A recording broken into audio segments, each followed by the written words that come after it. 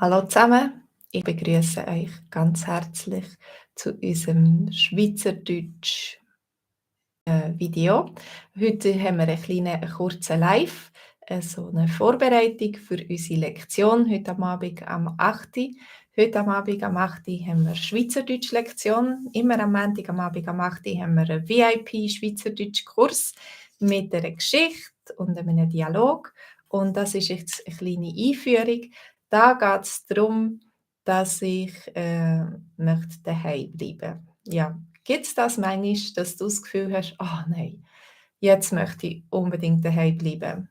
Hallo Olivia, was hast du für einen Tag heute? Hast du so einen Tag, wo du denkst: «Nein, ich möchte lieber daheim bleiben», oder hast du so einen aktiven Tag, wo du vom Morgen, früh bis am Abend spät immer unterwegs bist und etwas machst und am Wirken bist?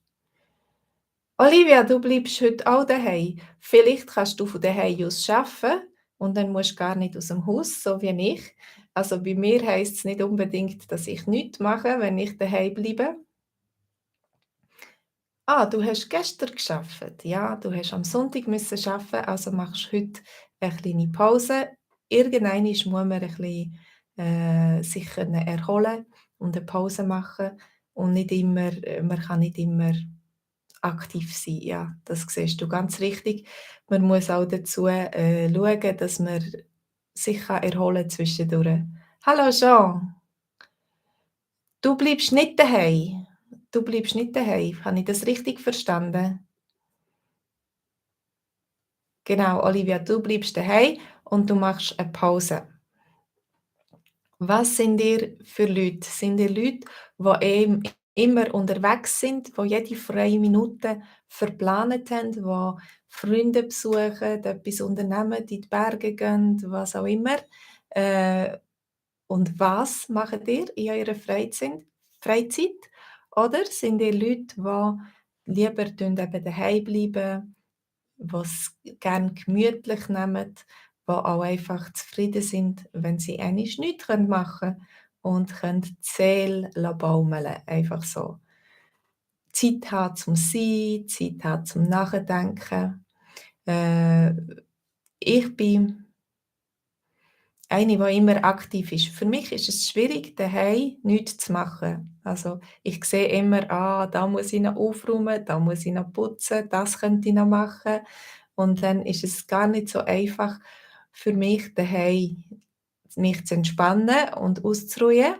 Manchmal ist es für mich gerade so gut, wenn ich ein Wochenende weg und dann nichts machen und dann kann ich ein bisschen entspannen. Dann kann ich besser entspannen.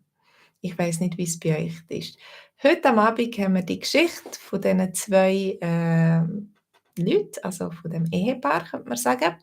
Er ist sehr aktiv, voller Energie, er möchte Tennis spielen, etwas unternehmen und sie hat gerade nicht ihren Tag. Sie ist ein bisschen schlapp, sie ist müde, sie hat keinen Bock auf nichts.